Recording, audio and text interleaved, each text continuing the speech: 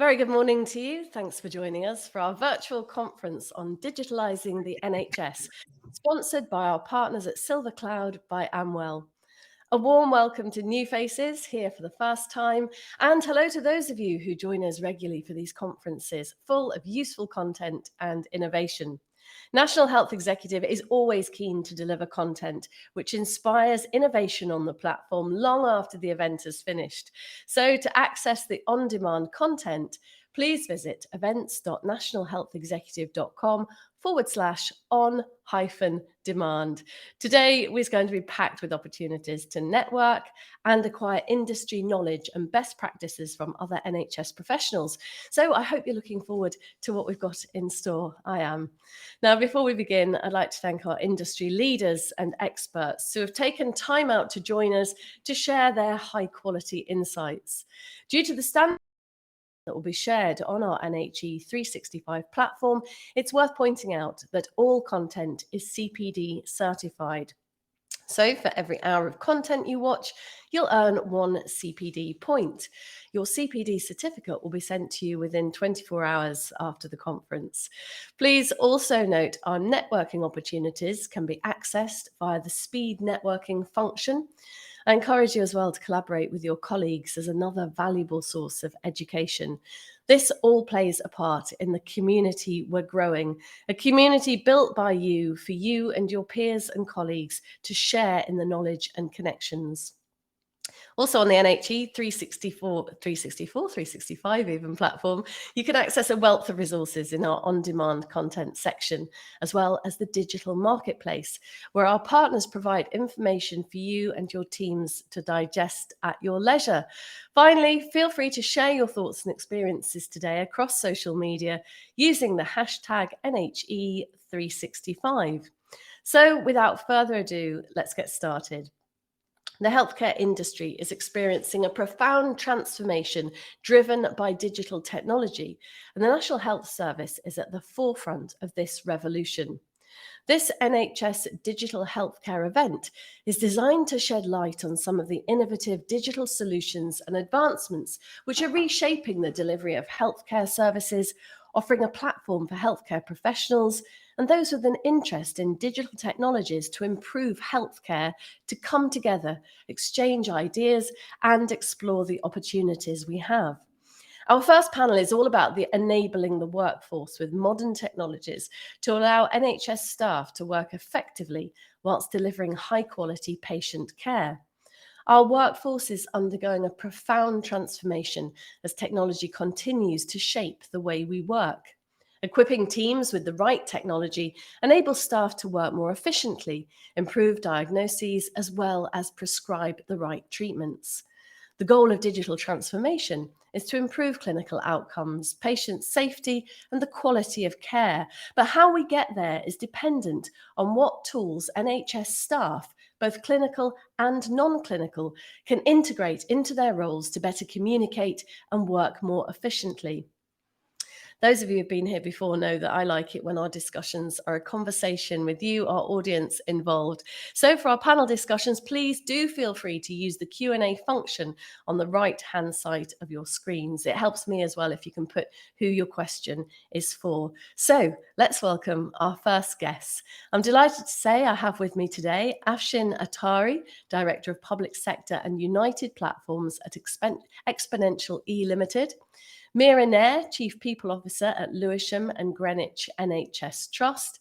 And we also have Delphine Fattori, Head of Digital Services at Bradford District Care NHS Foundation Trust. This is always a moment of truth because I can't see very well these days. So I put my glasses on and then just check that everybody's there. And it looks like a full house with a possibility of Adam Curtin from Oxford University Hospitals NHS Foundation Trust joining in the middle, but we'll see how we go. Welcome to all of you. Afshin, I'd love to start with you, if that's okay, and ask you what you see as the biggest technological disruptor, that's not easy to say at this time of the morning, to the status quo as the NHS moves to a more technology-enabled workforce. Thank you and good morning to everyone. And thank you for that question. I think AI has been spoken widely in the news recently. There's been a lot of debate around artificial intelligence. how we see it is it can be a opportunity and a challenge. And with where AI technology taking the burden away of analysis and trending, it can support the NHS. We see that. But equally, we do understand there's anxiety and some nervousness around the use of AI. So the role of companies like us is to take that complexity away. We are working with a number of NHS trusts at the moment, and MPIC, which is the cooperative of pathology in Leeds, in supporting them in storing digital imaging for pathology. Naturally, the next course of action is to be able to analyze imaging in a way which takes the burden away from the health practitioner. But naturally, there needs to be checks and balances around what actions are taken post that analysis. So I think there's an opportunity around AI. We've seen a lot of debate around it. I think the jury is out. What we would say is, with the relevant safeguards, which can protect the data, the access to that data, the use of that data, and under special conditions and measures, I think there is an opportunity. So I would say AI is one disruptive technology which can bring clear beneficial opportunities for us as we look to deliver healthcare in the UK. Fantastic. Let's Thank you. bring Delphine into the conversation. Delphine, interested to know what you're up to digitally in your trust and your thoughts there on Afshin's comments on AI. I think personally, a lot of people there's a lot to be discovered about AI, and I think some people are a bit nervous of it, but I suppose in the right hands can bring some amazing transformations in the health world. So just wondering, Delphine, where you are at Bradford Foundation Trust and what you're up to. Good morning, all. Yes, AI, I think, is something that's the topic of the moment with regards to the opportunities it's opening. Very small footprint within our organization when it comes to AI, but we're still implementing something with regards to referral and processing of referral, as well to facilitate the administration services and making sure we are providing the right care for the right people, as well as sometimes referrals are not necessarily sent to the right service. So that's why we're looking at implementing AI. I think from my perspective, I would probably go back to the basis as well. So while AI is a topic today, I think a lot of our workforce challenges at the moment and around tech-enabled care. And traditionally, we talk about telemedicine, telehealth, remote monitoring, and it's providing our workforce the ability to work closer to people's home or within their home as well. So we have virtual wards as some of the services that we provide, but it's more and more kind of giving them the equipment and the tools that you mentioned, Helen, at the start, to enable them to do their day-to-day job. So it's providing them with mobile equipment, laptop, mobile phones, the ability to work anywhere, anytime, as well securely accessing resources. Having access to connectivity is really key as well. And we just rolled out 350 STEAM-enabled laptops for people to be able to work easily and connecting easily, but it's also providing them with the confidence to use the tools, that they are AI or more traditional tools, as well as the applications. And their workforce are bombarded with a number of applications that they have to use on day to day, including clinical application, and making sure that they have that confidence and they have the training to enable them to use everything that's available for them to deliver care is really key as well. And just one point to note as well is that sometimes we assume that basic IT skills are there as well within our workforce. It's not always the case as well. So we need to look at people who are kind of lacking behind a little bit with regards to basic skills, and also accommodating people who are more advanced and would look at all the AI technology and others as well to make the best use of our workforce and to support them as much as possible.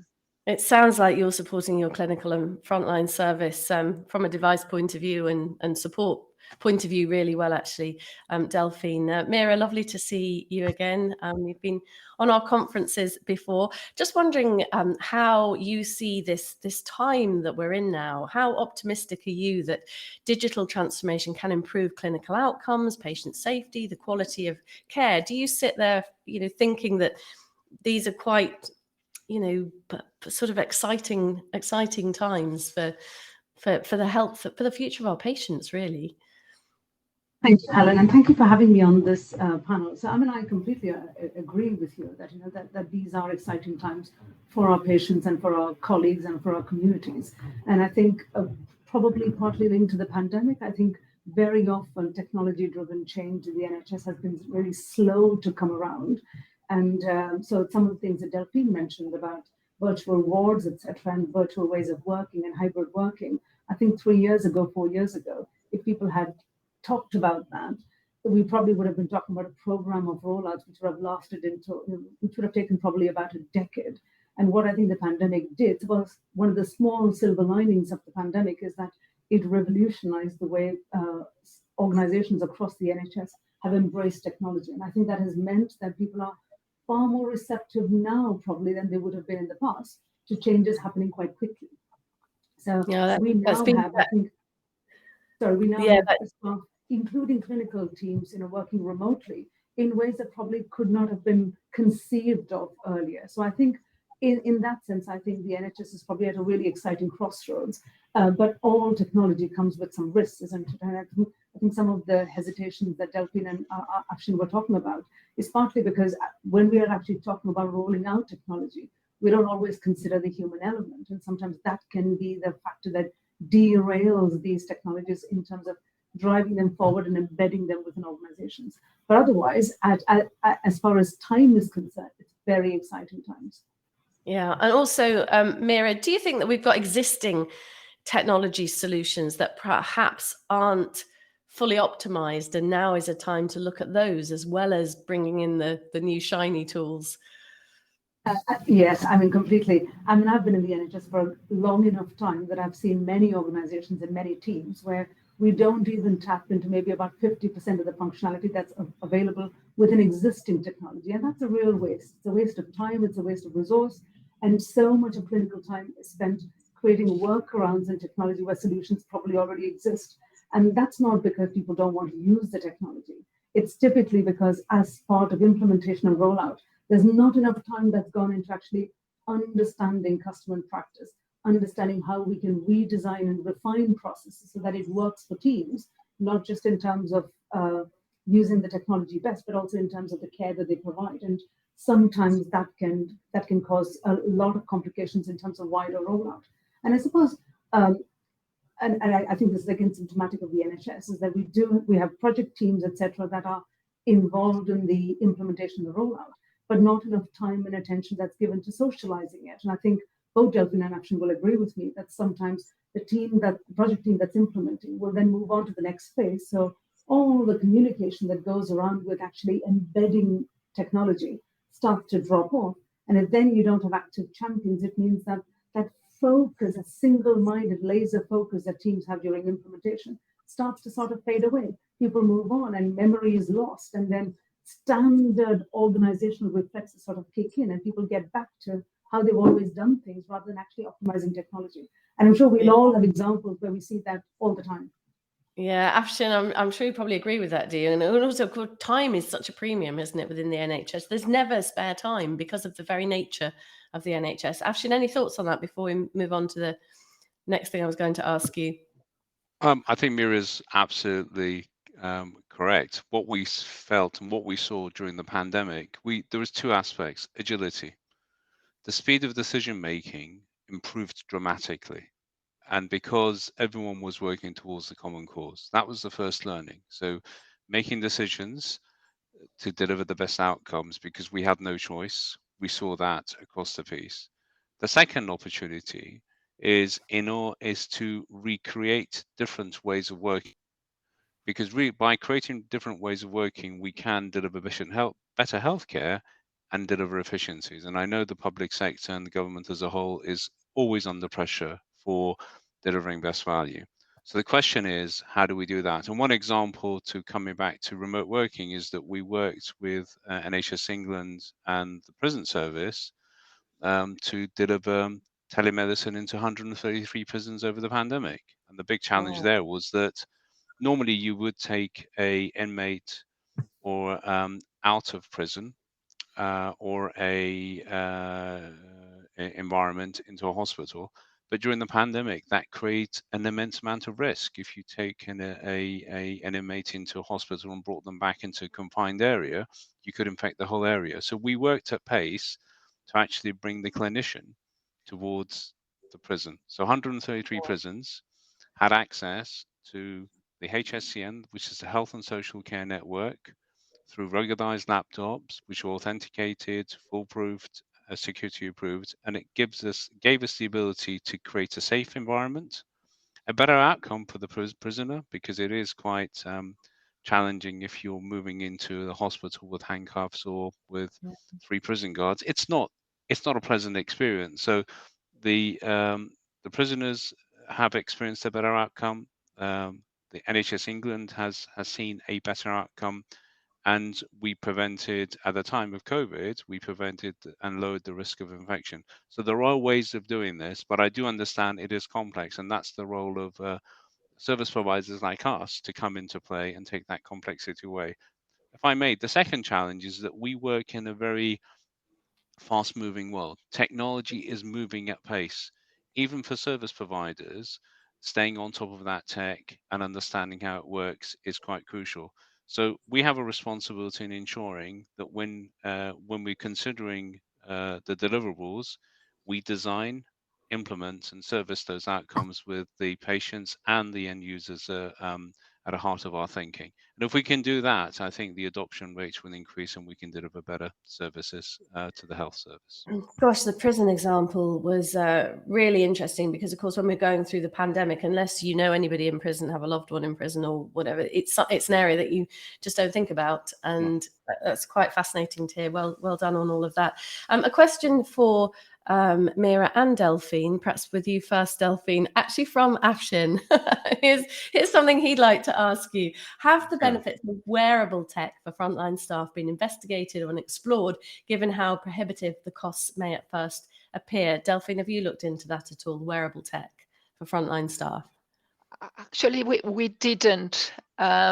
We are looking mainly around functionality associated to the mobile phones as well.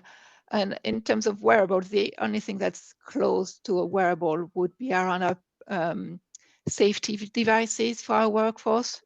So it's mainly for people who are lone worker or attending sites that are a bit risky, depending on the patients, and as well in terms of remote working in some location.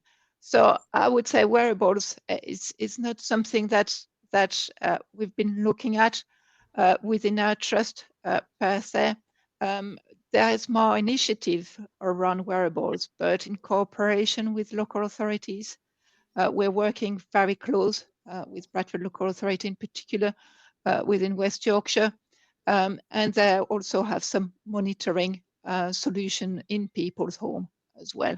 So what we're trying to look at is what is the most efficient support for a citizen out there that is not too intrusive as well, and that is safe for them to use. And I think the safety aspect, that's from a workforce perspective or from a patient perspective, is really key for us. And within our trust, we're looking at community services, but also mental health services. So we need to be very careful in terms of introducing new technologies as well. Mira, is that something you've looked into at your trust?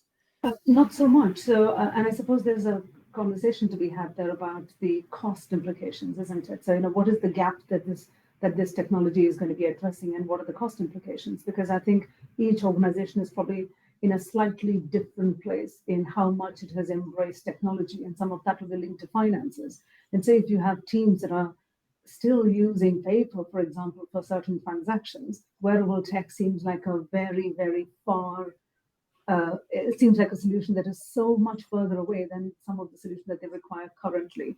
So I definitely, at our trust, we're not using wearable tech, except in the examples that Delphine just mentioned about personal safety devices. But I don't think that's what Afshin is actually trying to talk about. Yeah. Is it cost prohibitive, Afshin, at the minute, do you think? I think it's new, and I think it's like AI. And if you look at sort of wearable technology, one is in the context of safety. We could be personally body cams, etc., etc. The other argument could be if you look at virtual reality and look at the ability to scan and diagnosis, wearing headsets in a surgical environment, could that aid sort of identifying ailments? I do understand it is fairly new, but there's an opportunity. And I think on supporting that is how do you make that happen? The Internet of Things is an aspect which has been branded around a lot of times. So you need to have the critical national infrastructure to support that, et cetera, et cetera. So I just wanted to understand if the variable debate has really initiated or gained momentum as much as AI. And I sense the AI conversation is much more here and now. And the question is, how you utilize AI, when do you use AI, how do you make it safe, how do you assure that the data is stored accurately and the benefits are enjoyed and the risks are mitigated. So thank you. I was just looking slightly distracted because I'm just looking at the input that's coming in from our audience. We've got a general question from Stephen, which I think, Delphine, you could probably take because you touched on it in one of your earlier answers. Stephen says, oh, hang on, it always does this. I start to read it and then it disappears. Hang on, where's Stephen's question? Hang on. A general question. You talk about staff using technology, but what processes are you using? Oh, it keeps jumping. Are you using to educate staff on their use? I think, Delphine, you started talking about that, didn't you? But what processes are you using to make sure that people feel comfortable with using tech? There's two aspects to it. It's either the tech is already there and we have new starters, so we need to onboard them.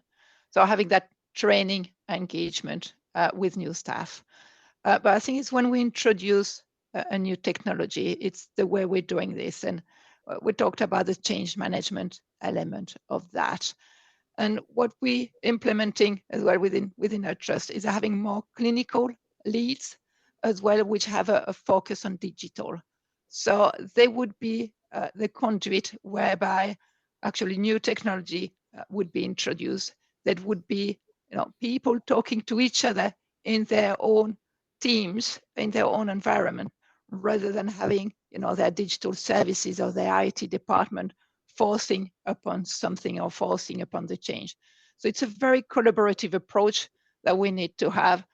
In the case of midwife, I would say, do you have a midwife who have an interest in digital, who could be helping in terms of introducing the technology or in terms of inducting new staff, in terms of using that that system, for instance?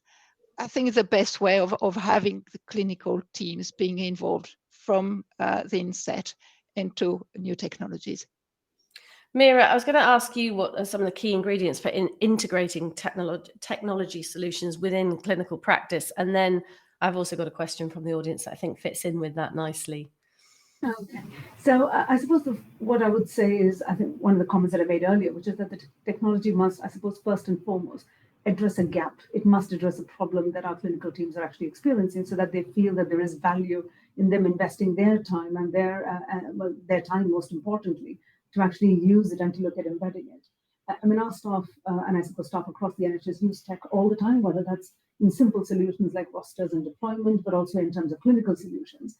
And very often, what can be a bit complex for staff is that these solutions are not always intuitive. They're not always ergonomically designed, and sometimes they're not very seamless. I mean, just as an example, sometimes you can have each of us will sometimes have multiple passwords that you need to log on to different solutions, and all of these little barriers, and they're really small barriers, but all of these mean that the level of engagement that people will have towards new technology solutions can become a little bit more cumbersome. And I think that's part of how we design solutions, is about making these processes really ergonomic, really intuitive, so that people buy into it. And I suppose one of the big ingredients really is about having clinical engagement and clinical leadership. I think without that, none of this works. I think staff have to see clinicians wanting and buying into the solution to really, really feel that it'll have an impact.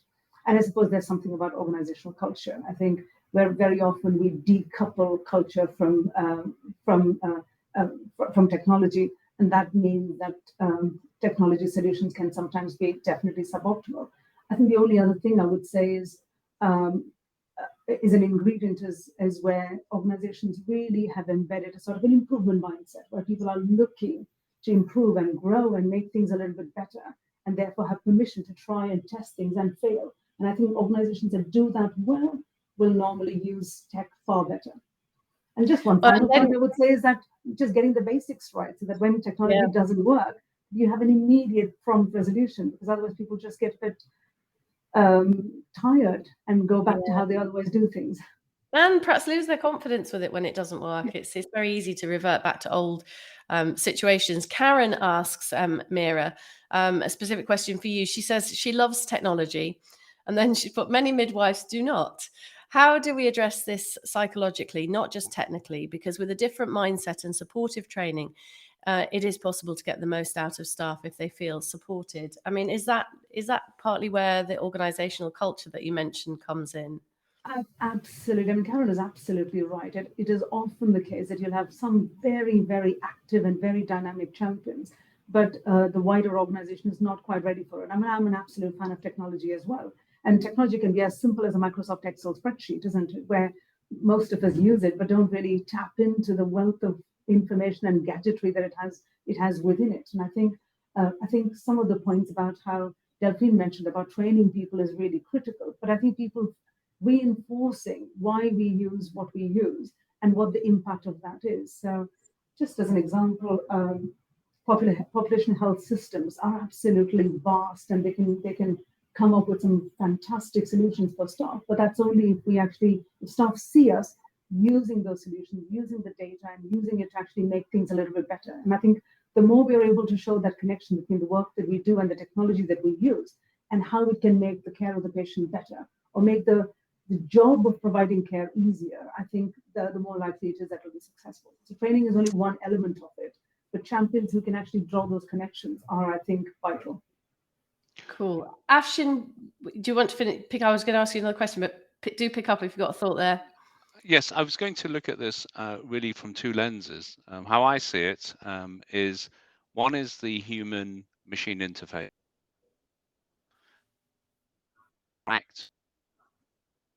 Which is absolutely feel at ease. They are into that technology. So that's area which requires, as you said,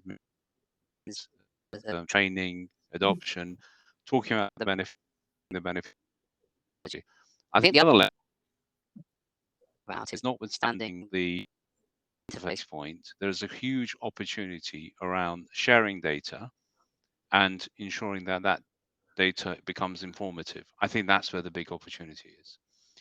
Where we translate data, we have massive amounts of data in the health service.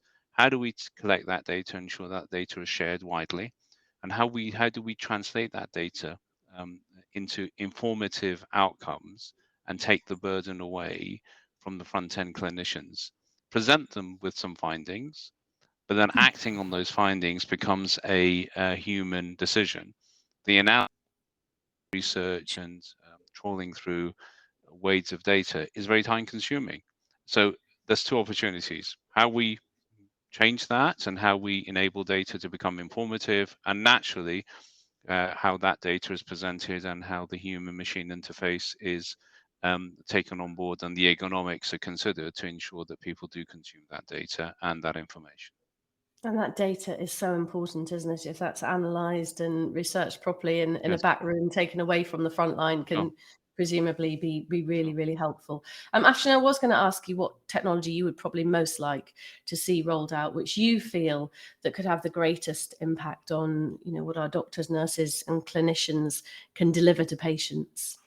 I think the point I made around data is that around the cloud. We've worked with many NHS trusts. Notably, I mentioned Leeds Teaching Hospital and the MPEC program, where they're working across 32 hospitals in pooling the pathology information into one platform.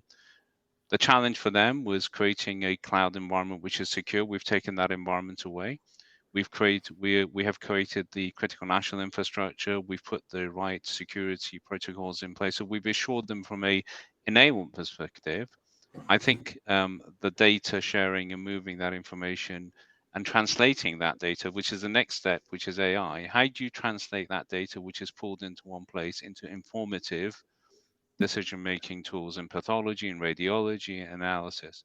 I think that's where the next opportunity for us collectively is, to deliver, speed up diagnosis, share information, and look at trending. I think that's a big game changer for us. Just thinking, one area that we've not talked about yet this morning, and I'm aware the clock's going against us now, is patients. Delphine, just wondering, what feedback you get from patients, and building into that answer, maybe we can take Stephen's thoughts into account. He says a lot of the digital healthcare is to assist patients in managing their conditions. Are all staff educated on this? Because of course that's important too, isn't it? Our patients need to understand what they're doing as we turn more digital. Patients are at the heart of everything we're doing. As part of building our digital strategy, that was not only to get people's view within what we need to do and deliver from a digital perspective, but we also engage with our service users, with our patients, to get their views. And there were some interesting comments made around the security of their data, for instance. That was key for them. There were some elements around the complexity of accessing care as well, depending if they're in contact with their acute or they're in contact with community services. And also, as part of the picture, I think is we are working as part of integrated care systems now. So we're not talking about just one organization, we're talking about partnership of organization. And as well, that interaction with our local authorities, with our voluntary sector, is really key to provide the best care for our patient. And of course, making sure that they have access to self-service, that they have access to the information that they need when they need it, and also some interactive type of tools, such as chat facilities, in particular for young people. All of those things are really important, at the heart of everything we're doing with our patients. So it's very key that they are part of the decision we are making. Absolutely. I was just looking at a comment from Michael. Michael says, within my organization, a team manager introduced Brecon Tech sessions before she considered any digital transformation. This ensured that the basics were covered, e.g. setup, basic software use, etc., before she started on the wider digital transformation. That sounds good, Brecon Tech. Just building on what Delphine was saying there, Mira, partnership organizations. Can the workforce partner with local organizations to make sure all bases are covered? And is that something that you do a lot of at your trust? Yeah, so I completely agree with everything that Delphine said, and that suggestion of Brecon Tech, I think it's like a breakfast session. Some organizations do a lunch and learn. I think these are all ways in which you sort of embed those messages and make sure that those key drivers about why we use technology and how it can make things better are really learned and sort of honed in on. And without a shadow of doubt, I mean, the work that we are at the NHS is definitely on prioritization, on collaboration. And that means collaborating with entities across the patch. That's including within multiple providers. So there's real synergy, isn't there, in terms of doing things together rather than each organization trying to find a solution for itself. How do we find solutions that are to problems that we're all facing? And that brings with it economies of scale. It brings in more purchasing power.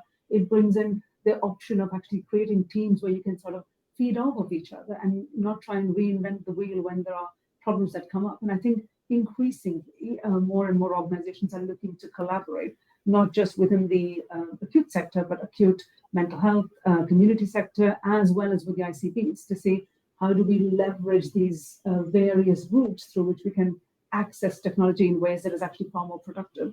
And I think definitely within the patch that we are in Southeast London, we have three large acutes, some even bigger than others, and mental health and community teams. And I think what we are finding is that there's real opportunity to actually leverage the skill sets and the resources that are there within one part of the provider sector to support others. And that should increasingly be the model that we should all be signing up to, is working together to come up with the right solutions.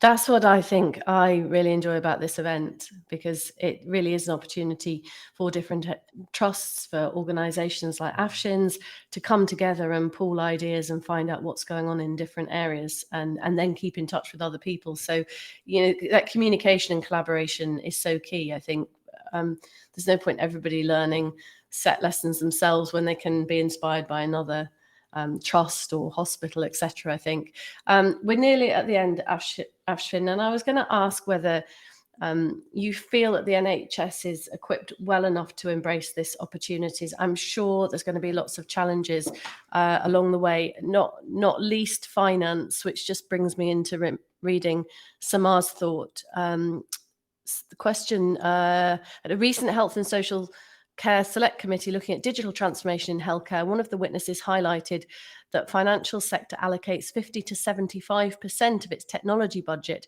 to the transformation piece, the change. Do you think we allocate sufficient budget to transformation programs above and beyond budget for technology? I'm not sure necessarily that you'd be able to answer that within the NHS, but I'm just wondering if you feel the NHS is equipped and ready, or if there are some big challenges that still need to be overcome to embrace all of this. Cultural perspective is the absolute will, and everyone is wanting change. I see. We saw it COVID. We see it now. Everyone in the NHS, how they do to serve the patients at the centre of their thinking. I think to look at doing things differently. The prison example is one example where you adopt technology, you did service, you did a better. I think the next 5 years is going to within the opportunities for us to embrace that. So changing the world.